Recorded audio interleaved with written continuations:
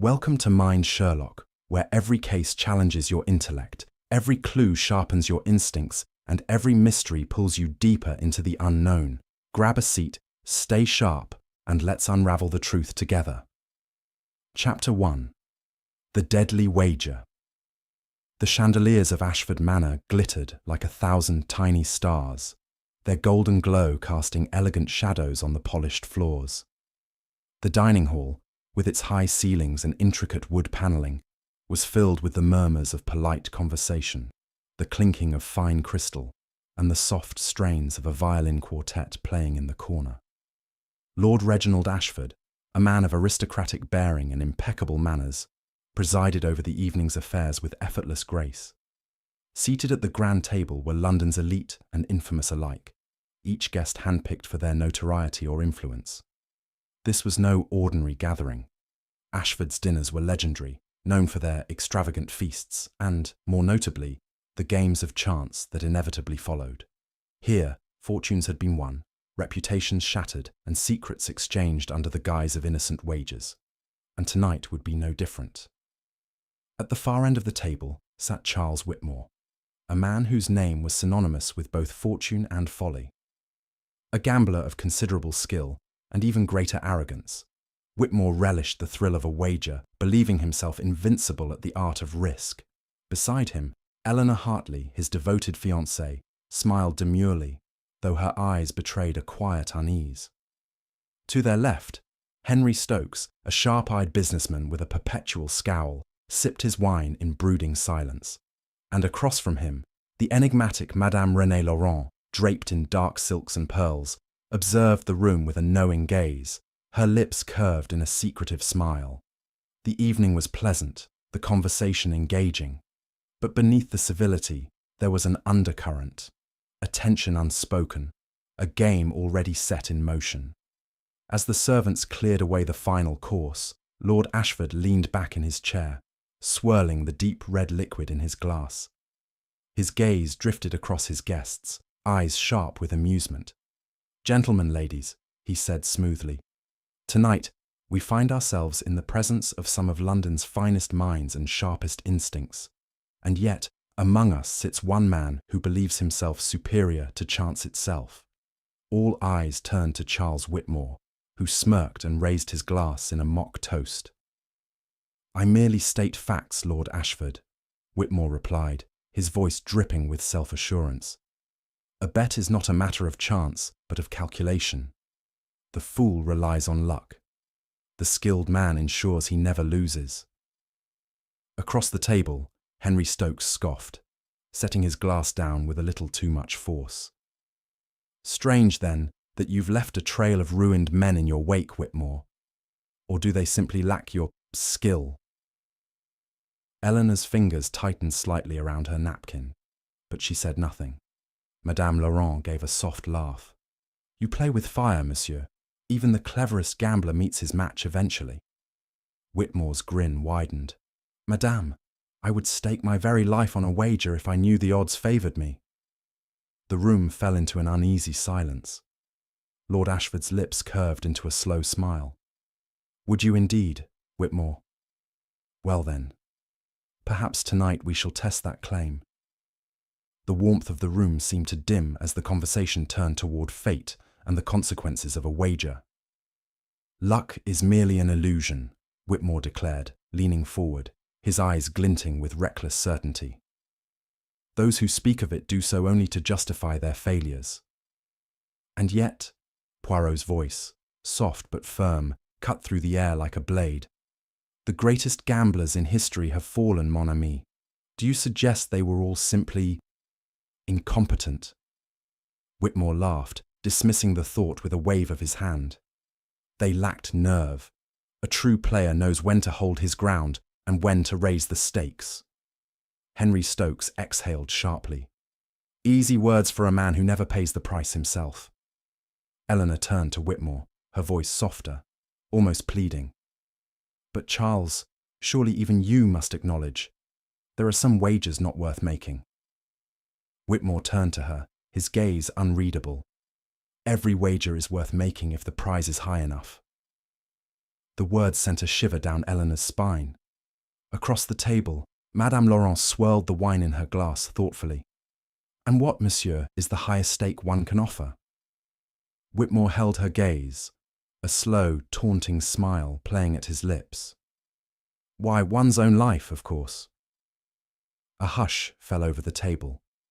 Lord Ashford studied Whitmore carefully before leaning forward with measured ease. "Intriguing," he mused. "Perhaps, then, you'd care to place such a bet?" The room seemed to hold its breath. Whitmore met his gaze without hesitation. "Name the terms." And just like that, the game began. The air inside Ashford Manor had thickened, though not from the warmth of the fire or the weight of fine dining. No, it was something far less tangible, an unspoken challenge, a game yet to be played. Lord Reginald Ashford, ever the charming host, leaned back in his chair, fingers tapping idly against the rim of his glass. His gaze settled upon Charles Whitmore, whose earlier boast, his willingness to wager even his life, still lingered in the charged silence of the room. "A man of conviction," Ashford mused, his voice laced with amusement. "But words, dear boy, are cheap." Whitmore's smirk did not falter. "Then let us make them expensive." The conversation hushed. Even Madame Laurent, ever unreadable, tilted her head in quiet curiosity. "And what, precisely, shall we stake?" Ashford continued, swirling the deep red liquid in his glass. Whitmore's gaze did not waver. "Name your terms." Ashford chuckled. "Ah, but that would be telling. No, my dear Whitmore, a wager is only truly worthy if the terms remain a mystery, until the moment of reckoning." A flicker of something, doubt perhaps, crossed Eleanor Hartley's face. "Charles, this is absurd." Whitmore lifted her hand to his lips in a mocking kiss. "Fear not, my dear. I have never lost." Ashford's smile deepened. "Then I shall expect you in my study before the night is through." No more was said, but the game had begun. The players would soon discover that some wagers demand more than gold, that fate, once tempted, is rarely kind. The morning arrived with an eerie stillness. The grand halls of Ashford Manor, which had been so alive with laughter and whispered wagers the night before, now stood in unnerving silence. The servants moved with hushed urgency, their gazes darting toward the heavy oak doors of the study, locked from within. Lord Ashford stood at the threshold, face pale, fist clenched. "He has not emerged," he muttered, a decisive rap at the door. No answer. Another, firmer this time. Still silence. Then came the forceful push. The door gave way, and there, slumped over his desk, was Charles Whitmore. The remains of a half-drained glass lay near his outstretched hand. A deck of cards lay scattered before him, some resting on the floor, others clinging precariously to the edge of the desk. A faint scent, bitter, unmistakable, lingered in the air. Poirot was first to step forward, his expression unreadable. He observed the unnatural stillness of the body, the peculiar way the glass sat just beyond Whitmore's fingertips. He exhaled softly. "Murder," he murmured. The guests gathered in shocked whispers, but Poirot's focus did not waver. His sharp gaze fell upon a sealed envelope, placed deliberately before the body. 3 words were scrawled across its surface in ink that had not yet fully dried. "The debt is paid." Poirot moved with deliberate precision, his little grey cells already stirring. The glass, a faint trace of cyanide lingering within its depths. Not a careless act, but a calculated one. The scattered cards, not merely disordered, but incomplete. One was missing, a card removed, but for what purpose? And then the sealed envelope, the ink still fresh. Poirot's fingers traced the edge of the envelope as he glanced at Lord Ashford. "Monsieur, this bet of yours, what were its terms?" Ashford's jaw tightened. "It was not about money." Poirot nodded, as if he had already known. His eyes flickered toward the missing card, the cyanide, the message left behind. The game had been played, but the rules had not yet been revealed. Something was amiss. Poirot exhaled, glancing toward the pale morning light seeping through the windows. This was no ordinary wager, he murmured. This was a challenge to death. The murmurs in the study swelled like a rising tide.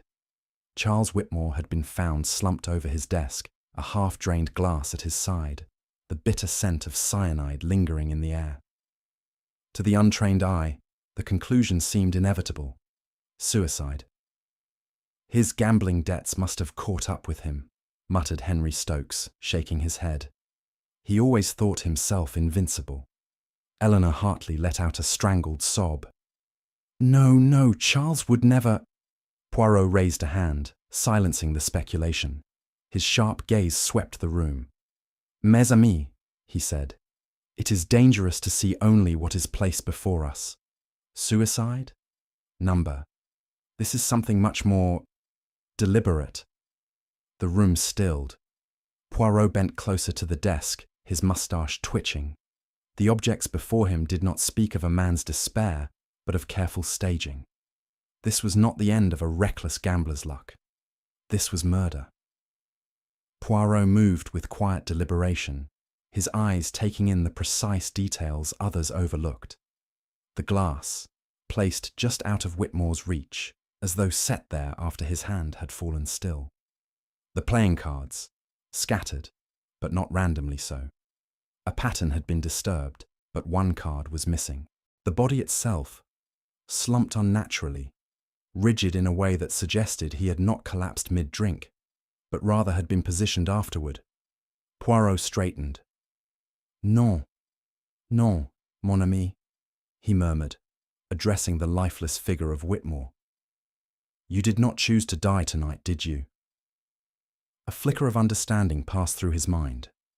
The murder had been designed, carefully, to mimic suicide. But why? And more importantly, by whom? His eyes narrowed. There was one thing left to examine, the sealed envelope, deliberately placed before the body. Poirot's fingers hovered over the envelope, its message scrawled in stark ink. The debt is paid.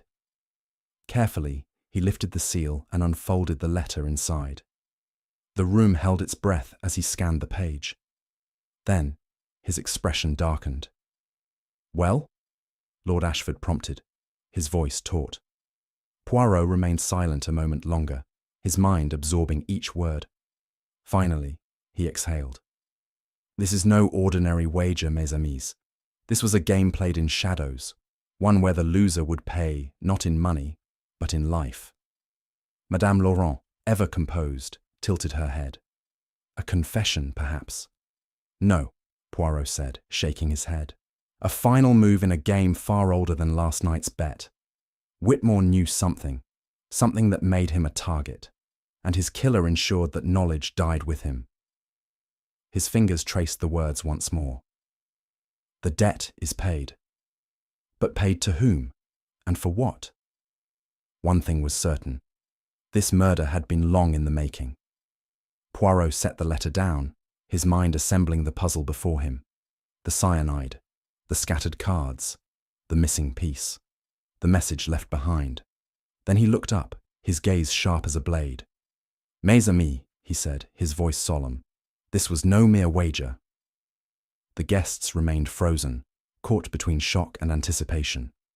Poirot allowed the silence to stretch, to settle in their bones. Then, with quiet finality, he spoke the words none of them wished to hear. This was a challenge. To death.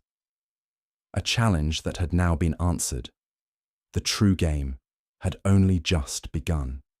Chapter 2. The Suspects and Their Secrets. The grand hall of Ashford Manor had lost its warmth. What had been a place of indulgence the night before now felt like a courtroom, with Hercule Poirot as its judge. The guests, once draped in merriment, now sat rigidly in their chairs, their gazes shifting uneasily. The murder of Charles Whitmore had cast a long shadow, and Poirot, ever methodical, wasted no time in piercing through the veil of pretense. I ask only for the truth, Poirot began, his voice crisp yet measured. The events of last night, every moment, every glance, every word exchanged, they matter. Lord Reginald Ashford remained by the fireplace, arms crossed. Henry Stokes scowled, his fingers tapping against his knee. Madame René Laurent observed Poirot coolly, while Eleanor Hartley dabbed at her reddened eyes with a lace handkerchief. Poirot folded his hands. "We shall begin with Mademoiselle Hartley." His gaze softened ever so slightly. "Tell me, if you please, the nature of your relationship with Monsieur Whitmore." Eleanor swallowed hard. "He was my fiancé." Poirot nodded. "And yet, mademoiselle, I sense there is more to be said." Eleanor hesitated. Secrets were a currency in Ashford Manor, and now they would be spent. Eleanor's grip on her handkerchief tightened. He was going to end it," she whispered. A ripple of surprise moved through the room. Henry Stokes raised an eyebrow. Madame Laurent merely smiled. Poirot leaned forward. "When did you learn of this?" "Last night," Eleanor admitted. "He told me after dinner. He said he had obligations." Her voice trembled. "That he could not be tied down." Poirot studied her carefully. "You were distressed, naturally." Eleanor let out a bitter laugh. "Distressed? I was humiliated. I have stood by Charles through every scandal, every reckless bet, every—" Her breath hitched, and just like that, he was done with me. Poirot's voice remained gentle, but firm. "Did you argue?"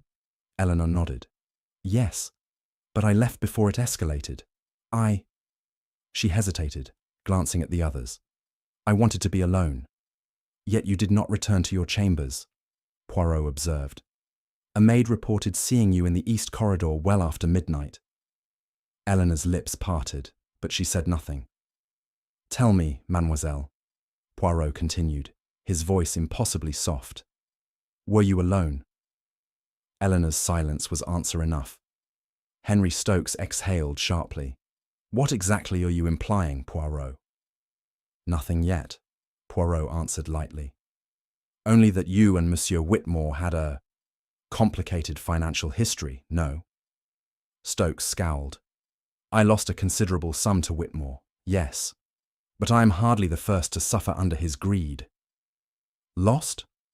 Poirot tilted his head. "Or was it taken?" The businessman's nostrils flared. "He cheated me." A murmur swept through the room. Even Lord Ashford turned his head slightly. Stokes clenched his fists. "A week ago, he wagered my company's shares on a friendly bet. He swore it was fair play. But then I found out he had stacked the odds." Poirot's gaze sharpened. "And yet you did not confront him?"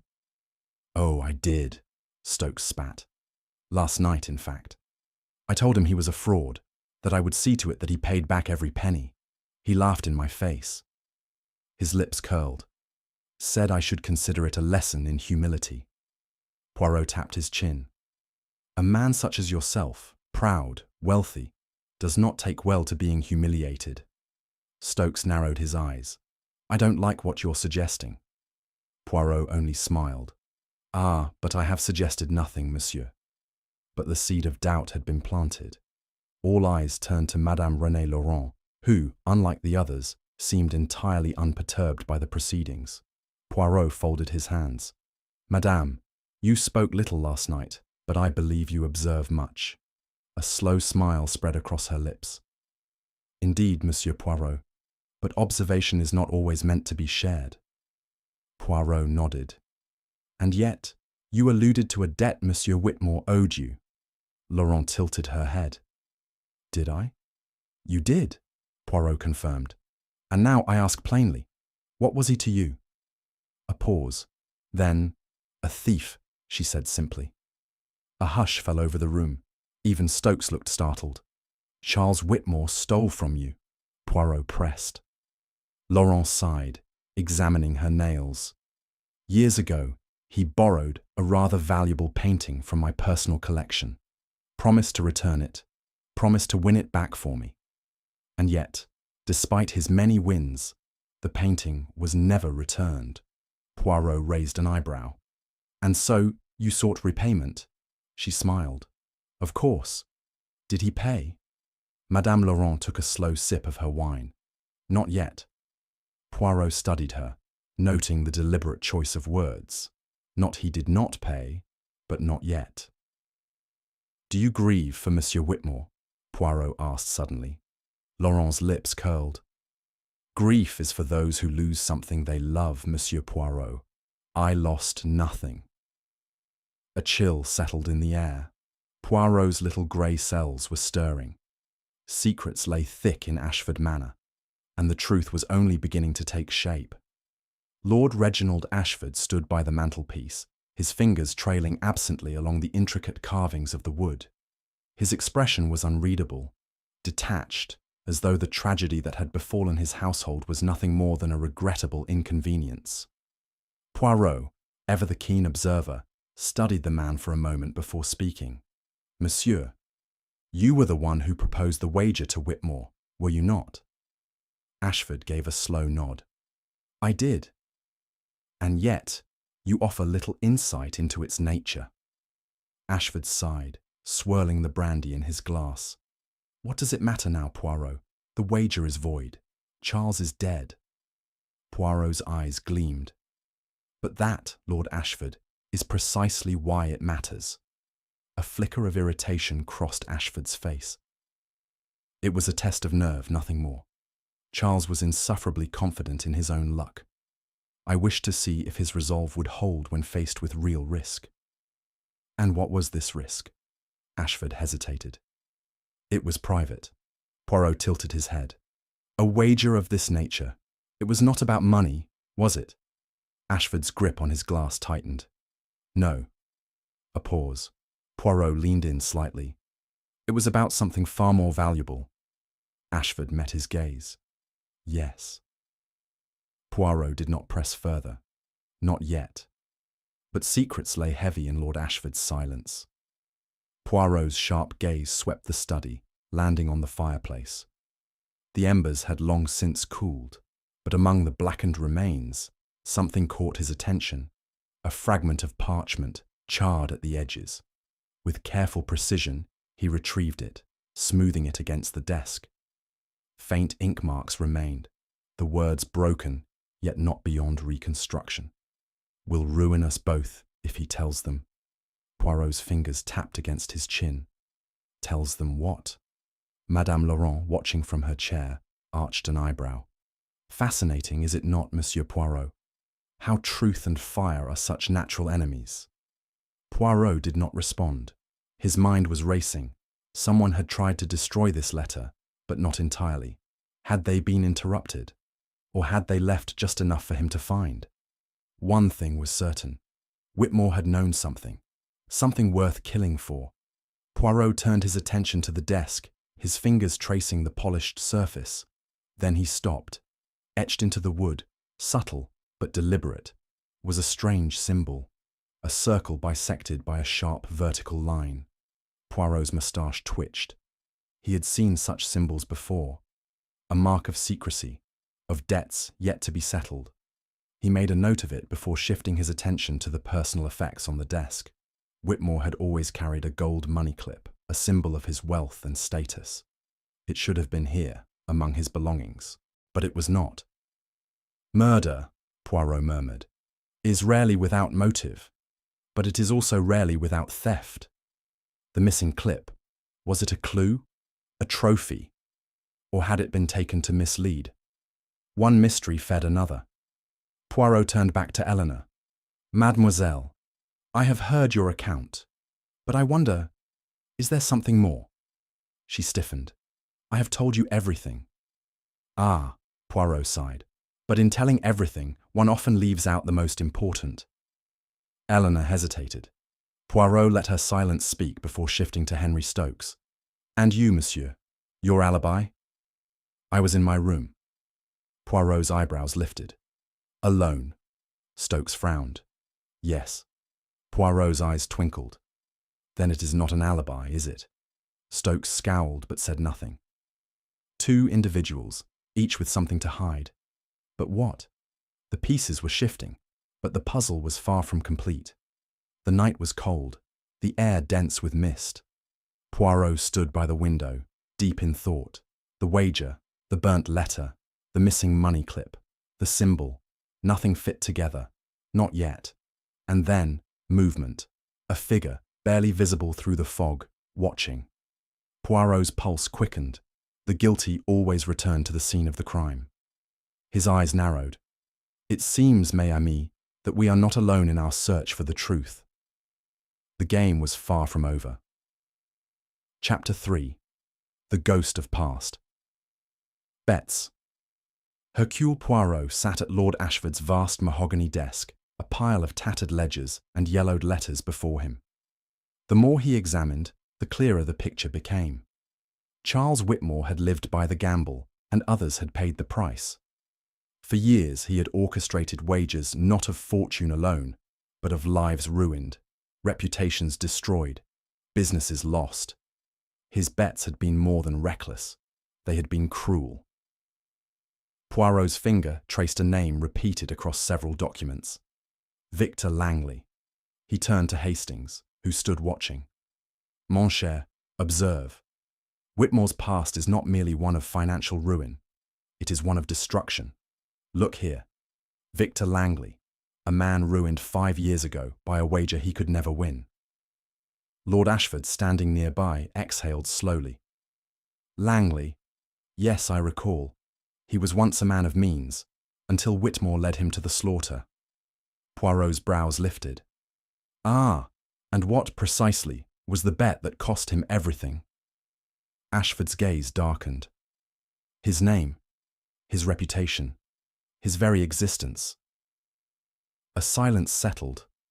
Whitmore had left devastation in his wake, and now it seemed that devastation had come back to claim him. Poirot leaned back, his fingers steepled. Tell me of Langley. Lord Ashford sighed. 5 years ago, Victor Langley was a respected investor. He dabbled in speculation, but always carefully. Then Whitmore came along. He paused. Whitmore offered him a bet, a business venture, a private investment that could turn Langley into a titan of industry. Hastings frowned. And he fell for it? Ashford nodded grimly. The bet was rigged from the start. Langley placed everything, his estate, his fortune, into Whitmore's so-called sure thing. Within weeks, it was all gone. Whitmore had played both sides, ensuring Langley lost. Poirot's moustache twitched. And what became of Monsieur Langley? A long silence.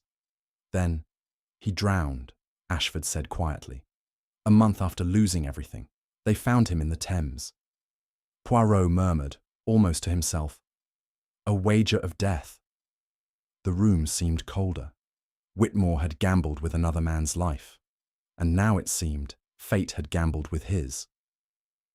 Victor Langley may have died, Poirot said, but I suspect his story did not end there. He tapped a finger on the ledger, flipping to a column of debts never settled. His wife, Margaret Langley. What became of her? Ashford hesitated. She vanished. Poirot's eyebrows lifted. Vanished? Ashford nodded. After Langley's death, she was ruined. The estate was taken. The creditors circled. One day she simply disappeared. Some say she fled to the continent. Others, he hesitated. Others say she stayed in England, waiting.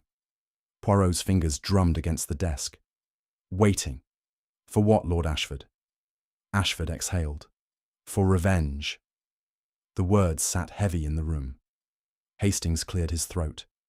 Poirot, do you think... Poirot nodded. I think, my friend, that a woman wronged is a force to be reckoned with. He turned the ledger once more. Margaret Langley had sworn vengeance, and now Charles Whitmore lay dead. Had the widow finally played her hand? Poirot rose, moving to Whitmore's study. His sharp eyes swept the desk once more. Then, a glint of silver, a locket. It lay tucked behind a stack of letters, almost as if placed there deliberately, waiting to be found. Poirot picked it up, examining the intricate floral engravings on the front. He opened it. Inside, a photograph. A woman, young, beautiful, her eyes heavy with sorrow. "Margaret Langley," Poirot murmured. Hastings stepped closer. Good Lord, why would Whitmore have this?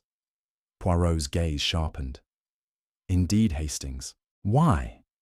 Had Whitmore kept it as a token of remorse? Or had someone left it as a warning? One thing was certain. The past was not done with Charles Whitmore, and neither was Margaret Langley. Poirot stood over the open ledger, his fingers trailing along the last recorded transactions of Charles Whitmore. The figures at first glance appeared routine: wages placed, losses accounted for, and debts marked as paid. But then something caught his eye. "A withdrawal," he murmured. "A substantial one." Lord Ashford peered over his shoulder. £20,000, that is no small sum. Poirot nodded. And yet, there is no record of where it went. Hastings frowned. Perhaps he was settling a debt. Or paying someone off, Poirot corrected. His fingers tapped the inked figures. Whitmore was a man who wielded money like a weapon. If he was withdrawing such a sum on the very day of his death, one must ask, was he the one making a final move, or was he being made to comply? Madame Laurent observed coolly from her chair. Men like Whitmore do not pay debts, they demand them. Poirot's moustache twitched. Indeed, madame, but if that is true, then why? He tapped the page. Did he withdraw his own fortune, only to die hours later? A man does not pay his killer before he is killed, unless, of course, it was not meant to be murder. Poirot turned another page of the ledger, and then a single line, scrawled hastily at the bottom. One last gamble. His fingers traced the words. The ink was darker than the rest, written recently. Not an ordinary entry. A message. Hastings leaned in. Good Lord, Poirot, do you think he knew? Poirot's lips pressed into a thin line. Perhaps, mon ami, or perhaps he was issuing a challenge. Lord Ashford crossed his arms. Charles never could resist a bet. He saw everything as a game, even when the stakes were too high. Poirot exhaled slowly. But what, I wonder, was the nature of this wager? He glanced back at the withdrawal entry. Did Whitmore gamble his fortune one last time? His gaze darkened. Or did he gamble his life? For the first time, Poirot felt an unease creeping into his mind. If Whitmore had known he was playing a dangerous game, then his death was not merely an act of vengeance, it was an execution. And the question remained. Who was sitting across the table? Margaret Langley, the woman who had every reason to want Charles Whitmore dead, the woman who had vanished after her husband's ruin, only to resurface in the shadows of this crime. Hastings cleared his throat. It's obvious, isn't it? She's returned. Revenge, plain and simple. Poirot remained silent, considering. And yet, Hastings, is it not a little too obvious? He paced. A locket, left where it could be found. A name that whispers through every clue. A woman who has disappeared for years, only to suddenly resurface? He shook his head. No, mon ami. This is the work of someone very clever. Framing her? Hastings asked. Poirot's moustache twitched. Or ensuring she becomes the only suspect. If Margaret Langley was truly back, she had hidden herself well, and if she was not, then the real killer had played their hand to perfection. Poirot's sharp eyes turned to Henry Stokes.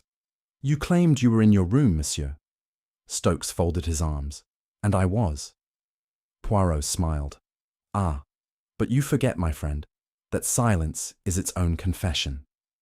A single sheet of paper was set before him, a servant's report, confirming that Stokes had left his chambers after midnight. Stokes paled. Hastings exhaled. So, Stokes, where were you? A long pause. Then, I was with Charles. The admission rang through the room like a pistol shot. Poirot's eyes gleamed. Ah, now we begin to see. The manor had fallen silent. Poirot stood near the window, the weight of the case pressing upon him. The puzzle pieces were aligning, but something was missing. Then, a sudden crash. A shout from the corridor. Hastings was the first to move, but Poirot already knew. The murderer was not yet finished. A second attempt had been made, and now the game had turned deadly. Chapter 4. The Gambler's Last Trick. The guests of Ashford Manor were uneasy. The weight of Whitmore's murder loomed over them, a spectre that refused to be exorcised. They had answered Poirot's questions, offered alibis, and yet the truth remained elusive. It was time to force the killer's hand. Standing in the grand hall, Poirot clasped his hands together and announced, "Mes amis, we shall play a game." Lord Ashford frowned. "A game?" Poirot nodded. "A wager, if you will. One that will reveal the murderer." Henry Stokes scoffed. "And how, exactly, do you propose to do that?" Poirot's moustache twitched. "We shall recreate the night's events. A second wager shall be placed. This time, I expect our murderer will have much to lose." A silence followed, thick with apprehension. Madame Laurent's lips curled into an amused smile, but her eyes held suspicion. Eleanor Hartley shifted uncomfortably, her fingers tightening around the arms of her chair. Poirot continued, his voice smooth yet firm. "At midnight, we shall all gather in Whitmore's study. There the final bet shall be made." A challenge. A risk. A gamble where only one outcome remained. The truth. The killer had played their hand once before. Now, it was Poirot's turn. The heavy grandfather clock in Whitmore's study struck midnight. One by one, the guests arrived, their faces pale under the dim candlelight. Lord Ashford stood stiffly by the fireplace, his expression unreadable. Henry Stokes hovered near the drinks cabinet, fingers twitching at his cuffs. Eleanor Hartley remained close to Poirot, eyes darting toward the empty desk where Whitmore had once sat. Madame Laurent, however, was perfectly composed. "Monsieur Poirot, you do enjoy theatrics," she murmured. Poirot merely smiled. "A touch of drama, madame, often loosens the tongue." He gestured toward the desk. At its centre, a single deck of cards lay waiting.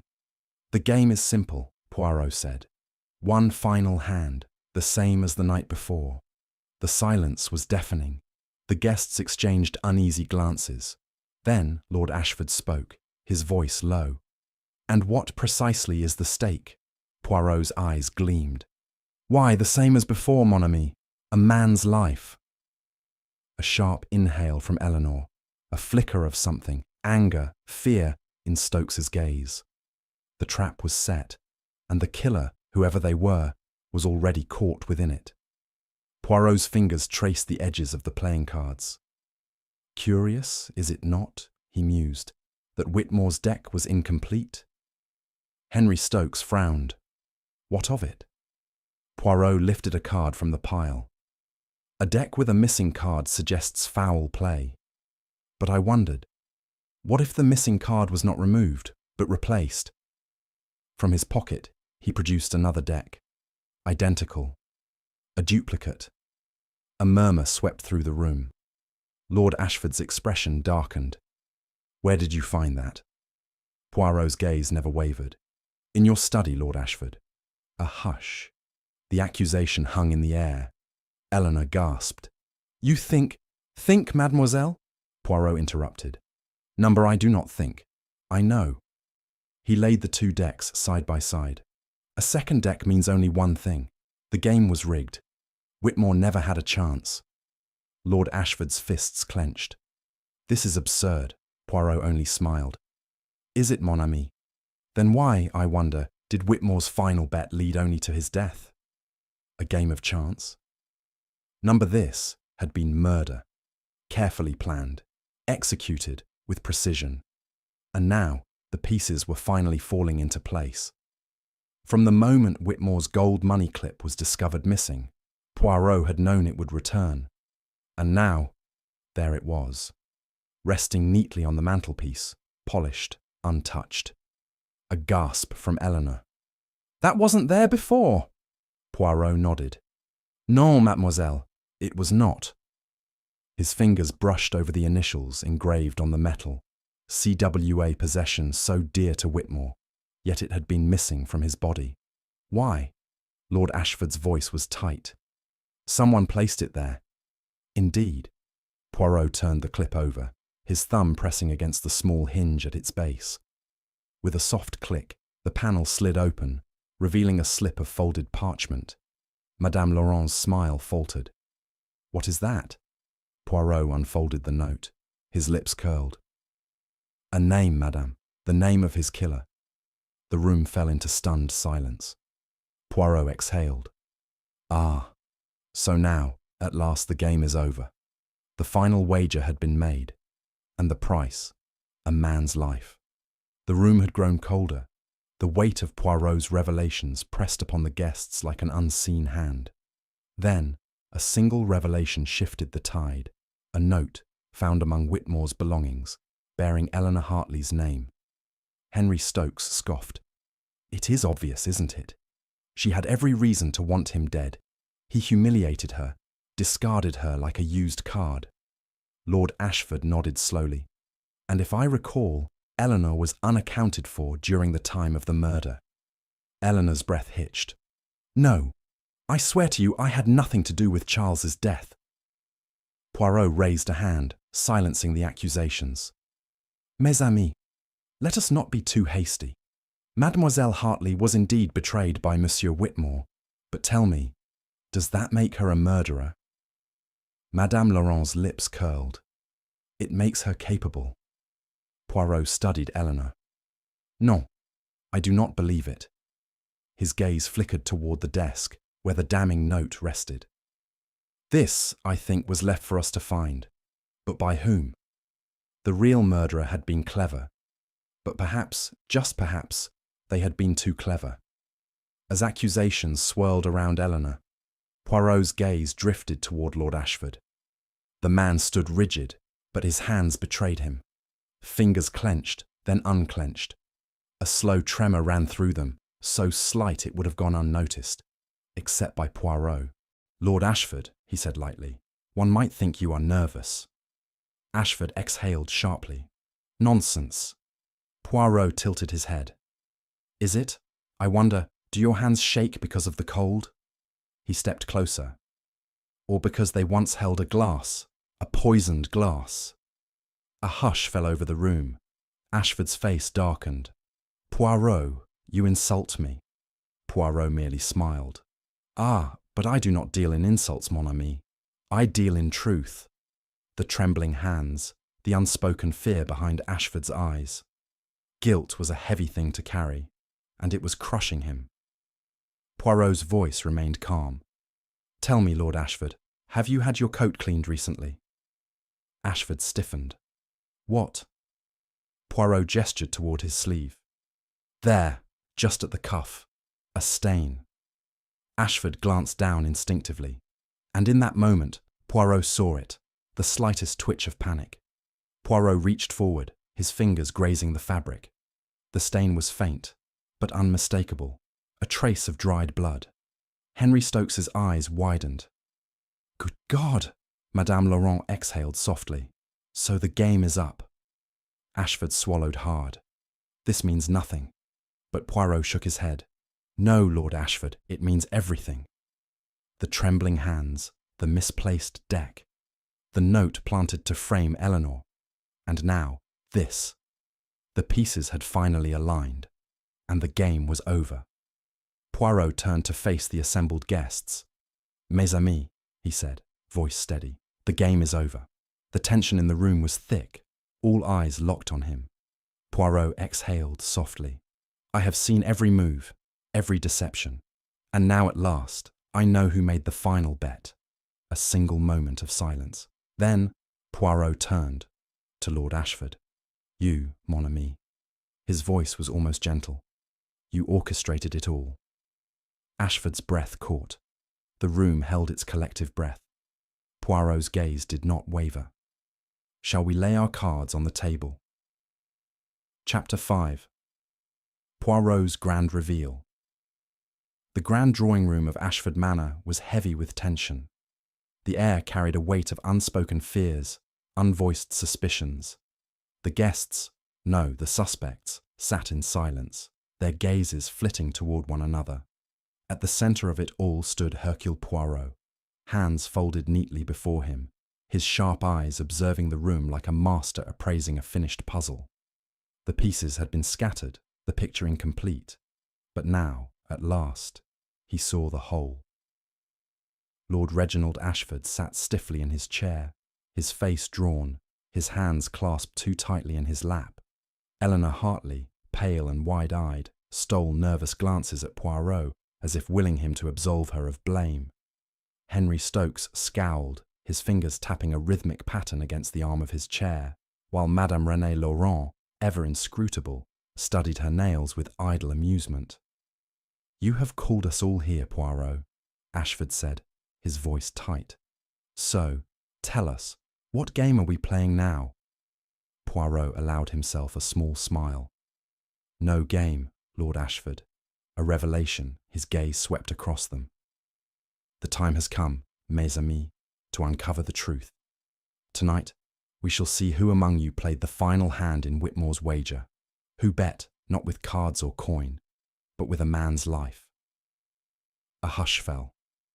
Outside, the wind howled against the windows, as if the manor itself braced for the truth. Poirot paced slowly before the assembled guests, his voice calm yet commanding. "Let us return, mes amis, to the night of the wager." His eyes flickered toward Lord Ashford. "You proposed the bet, did you not?" Ashford hesitated. "I did." Poirot nodded. "But it was not a bet on money nor reputation. It was something else entirely." His gaze sharpened. It was a test. A ripple of unease moved through the room. Charles Whitmore was many things: a gambler, a cheat, a man without conscience. But he was also a keeper of secrets. That night, he was not merely playing for sport. He was wagering the past itself. Poirot turned to Henry Stokes. "You accused Whitmore of cheating you. But tell me, monsieur, was it merely money that he took from you?" Stokes paled. I lost my company." Poirot's moustache twitched. "Ah, but you were not the only one to lose something to Whitmore, were you?" His gaze landed on Madame Laurent, who arched an eyebrow. "You spoke of a debt," Poirot continued, "a stolen painting. And yet, you did not seek repayment in coin." Madame Laurent's lips curled. "I sought something far more valuable." "A name," Poirot said softly. "The name of the one who betrayed you all." The room held its breath. Slowly, Poirot turned back to Lord Ashford. "And that, mon ami, is why you killed him." Lord Ashford stiffened. "You're mistaken." "Am I?" Poirot's voice was gentle, yet unyielding. "Then let us speak of the wager itself." He stepped closer. "You see, Whitmore held a secret, did he not? A secret that, if revealed, would have ruined you." Ashford's jaw tightened. "Nonsense." Poirot ignored the protest. 5 years ago, Victor Langley lost everything in a bet against Whitmore. But it was not simply misfortune that befell him. He turned to the others. Whitmore never played fair. And on that night, 5 years ago, someone else was involved. Someone who stood to gain from Langley's downfall. The silence was deafening. Poirot's voice lowered. "It was you, Lord Ashford." Eleanor gasped. Stokes shot to his feet. "That's impossible." Poirot raised a hand. "Non. It is the truth." His gaze bore into Ashford. "You ensured Langley lost that night. You stood beside Whitmore, helping him destroy a man's life. And Whitmore kept your secret. Until now." Ashford's hands trembled. "You did not kill Whitmore over money," Poirot continued. "You killed him because he was ready to betray you." Poirot's voice dropped to a whisper. "And that was a wager you could not afford to lose." The room was deathly still, and Lord Ashford was trapped. A hush fell over the room as Poirot spoke, his voice calm yet commanding. "The murder of Charles Whitmore, mes amis, was not an act of impulse, nor a crime of passion. It was a wager carefully designed, not one of fortune, but of death. His sharp gaze settled on Lord Ashford, whose fingers gripped the arms of his chair a fraction too tightly. "Let us return to the night of the wager," Poirot continued. "A toast was made, a glass lifted in the spirit of sport, but only one man would drink." Eleanor gasped. "You mean—" Poirot nodded. "Oui. The poison was not in Whitmore's drink from the beginning. It was placed there at the perfect moment, when the glass was set down, briefly unattended." His eyes flickered toward Ashford. "And who, I ask, had the opportunity to do so?" Silence. Then, "This is ridiculous," Ashford snapped. "Is it?" Poirot's voice was smooth. "Or is it merely inconvenient? A single poisoned glass, a single subtle moment of misdirection, and suddenly, a wager had become a death sentence. But of course," Poirot added, "our murderer needed one final trick to ensure we all looked the wrong way." His fingers tapped against the table. "Which brings us to the missing card." Poirot gestured toward the deck of cards resting on the desk. "Throughout this case, one question has lingered. Why was a card missing from Whitmore's deck?" Henry Stokes exhaled sharply. "I assumed it was carelessness or a gambler's superstition." Poirot smiled. "Ah, non, mon ami, it was neither." His fingers traced the edges of the remaining cards. "A missing card, you see, is an unfinished hand, an unanswered question." He paused, his gaze flickering toward Ashford. "And in this case, a deliberate misdirection." A murmur rippled through the room. "The moment we saw an incomplete deck," Poirot continued, "we assumed that the missing card was the key to the crime. But that was the trick, mes amis. That was the deception." He exhaled softly. "The missing card meant nothing, but by making us believe it did, our murderer ensured that we looked at a phantom clue and away from the truth." His eyes met Ashford's. It was a masterful move, but even the cleverest deception cannot escape the eyes of Poirot. Ashford's jaw tightened. "Because guilt," Poirot murmured, "always finds a way to reveal itself." Poirot stepped forward, his voice gentle but unrelenting. "There is something curious about guilt, mes amis. It manifests not in words, but in actions." He gestured toward Lord Ashford, his moustache twitching. "A man who is innocent stands firm in his denial, but a man who is guilty—" Poirot's voice softened. "Ah," his hands shake, ever so slightly. He avoids meeting the eyes of those who seek the truth. He let the words linger. "You have been trembling all evening, Lord Ashford." A muscle in Ashford's jaw flickered. "You are mistaken."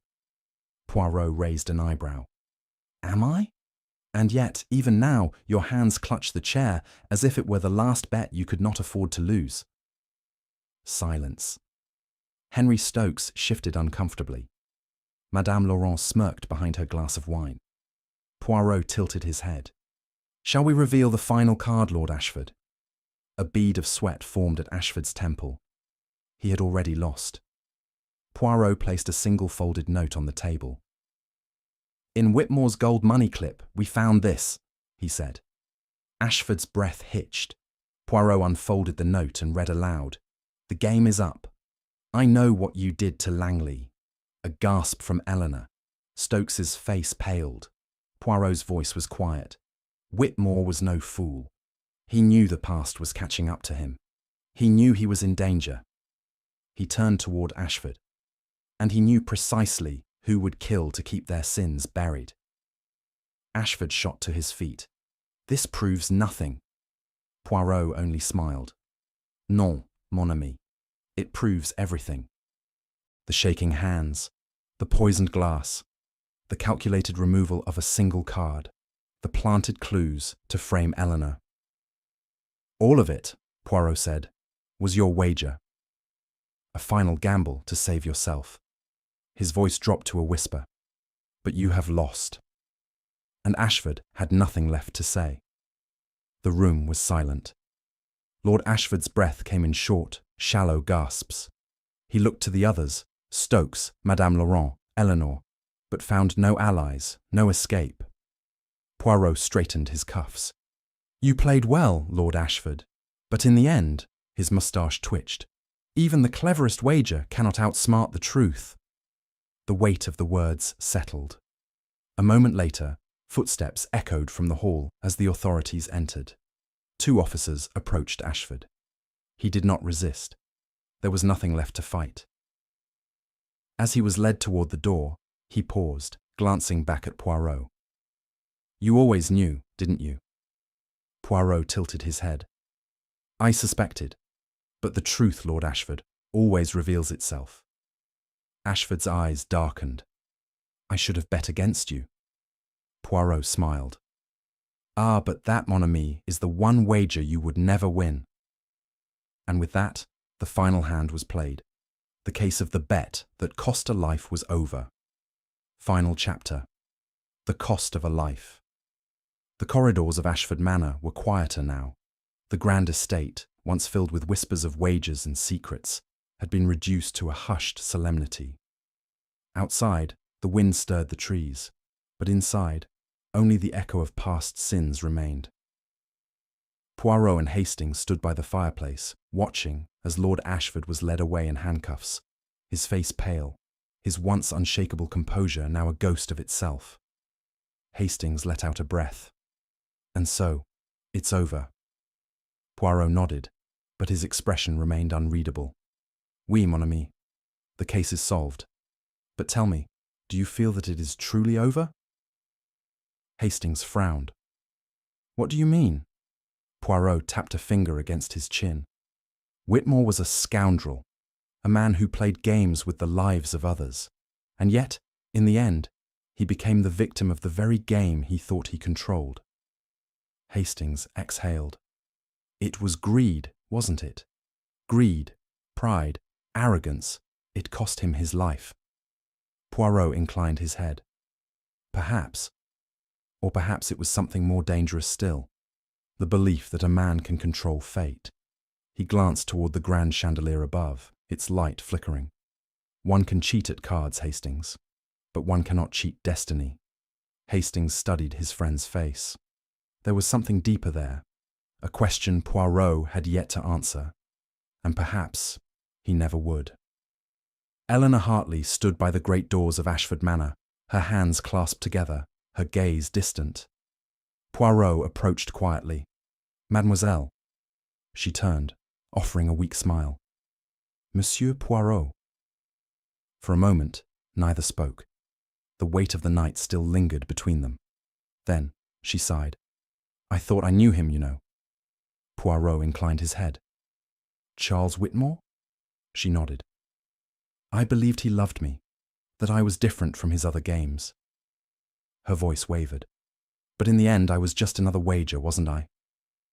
Poirot was silent for a moment. Then, gently, he said, Men like Whitmore, mademoiselle, they do not see love as others do. To them, affection is a game, a challenge, and yet, even the best gamblers must one day face their losses. She let out a quiet laugh, though it held no joy. And he lost everything. Poirot regarded her carefully. And what will you do now? Eleanor's fingers curled slightly. Leave, she murmured. Go somewhere where his shadow does not follow me. Poirot nodded. Perhaps, mademoiselle, that is the greatest wager of all, to start anew. She gave him one last look. Then, with a deep breath, she stepped out into the night. And with her, the last trace of Charles Whitmore's reckless love disappeared into the darkness. Poirot sat in an armchair, his fingers pressed together in thought. Across from him, Hastings poured a glass of brandy, though he did not drink. Do you know what troubles me, Hastings? Poirot said quietly. His friend glanced up. That the case is closed, and yet you are still thinking. Poirot chuckled softly. It is not the case that troubles me, mon ami. It is the lesson it leaves behind. Hastings frowned. What do you mean? Poirot leaned forward slightly. Gambling, Hastings, is not merely a game of cards. It is a game of risk, of fate, of life itself. He gestured toward the empty glass on the table. Whitmore wagered too much, and in doing so, he sealed his own fate. Hastings exhaled. So, in the end, it wasn't just about money, was it? Poirot shook his head. No. Some men gamble not only with coin but with their very existence, and one day, Hastings, they lose. The fire crackled in the hearth, filling the silence between them. Poirot sighed. The tragedy, mon ami, is that Whitmore did not realize the cost of his wager until it was far too late. Hastings studied his friend's face. And what about Ashford? Poirot's voice was quiet. Ah, Hastings. Ashford thought he was playing a clever game. But tell me, what is more foolish, the man who places the bet, or the one who believes he can change the odds? Hastings had no answer. Later that night, as the carriage rumbled through the dimly lit streets, Hastings found himself lost in thought. Poirot sat beside him, eyes closed, his expression unreadable. Finally, Hastings spoke. It's strange, isn't it? Poirot's eyes flickered open. What is, mon ami? Hastings exhaled. How much people are willing to risk? Money, love, reputation, even their own lives. Poirot nodded. Oui, that is the nature of human folly. Hastings shook his head. I mean, look at this case. Whitmore thought he was untouchable. Ashford thought he could outplay justice. And Eleanor, well, she wagered her heart, didn't she? Poirot regarded him carefully. And what does this tell you, Hastings? Hastings hesitated. That we're all gamblers, in our own way. Poirot smiled faintly. Ah, mon ami, and there is the greatest truth of all. Hastings frowned. But what makes a wager worth it, Poirot? When does the risk outweigh the reward? Poirot's voice softened. When a man forgets what he stands to lose. Hastings sat back in his seat, staring at the city beyond the window. And Whitmore, he forgot, didn't he? Poirot sighed. No, Hastings. His voice was quiet. He never knew. And the carriage continued onward, carrying them away from one story and toward the next. The carriage arrived at Poirot's residence. The night had settled over London, its streets bathed in the dim glow of street lamps. Hastings turned to his friend. Poirot, do you ever wonder if justice is enough? Poirot regarded him. Justice, mon ami, is merely the settling of accounts. But what of the debt that remains unpaid? Hastings frowned. What do you mean? Poirot exhaled. A wager can win you riches, but it can also cost you your soul. A silence stretched between them. Finally, Hastings spoke. And what of those who place their bets too late? Poirot's moustache twitched. Ah, Hastings, fate has no mercy for the foolish. And with that, the knights swallowed their words, leaving only the echoes of a wager that had finally been called. Thank you for tuning in to Mind Sherlock. If you enjoyed this mind-bending mystery, be sure to subscribe and hit the bell icon to stay updated on more thrilling detective adventures. Your support keeps the stories flowing and the mysteries unraveling. We'd love to hear your thoughts. How did you find this story? If you have any suggestions or theories, feel free to share them in the comments below. Your input keeps the mystery alive.